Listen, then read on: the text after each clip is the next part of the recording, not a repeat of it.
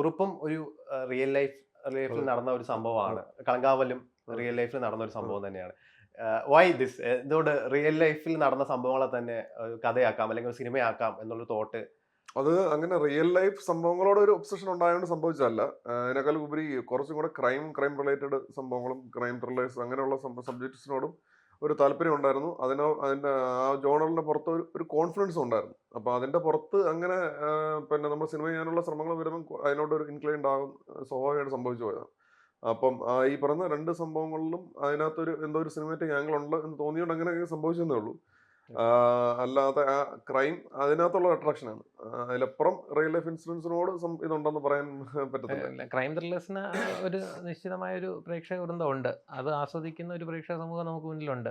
അപ്പം സ്വാഭാവികമായിട്ടും അങ്ങനെ കുറച്ച് കാര്യങ്ങൾ നമുക്ക് അവർക്കും കൂടി ഡെലിവറി ചെയ്യാൻ പറ്റുമല്ലോ എന്നുള്ള വിശ്വാസത്തിലാണ് ആ ഒരു ഇതിലേക്ക് നമ്മൾ എടുത്തത്. അല്ലാതെ റിയൽ ലൈഫ് ഇൻസിഡൻസ് തന്നെ നമ്മൾ എടുത്ത് ചെയ്യുന്നു എന്നുള്ളതല്ല.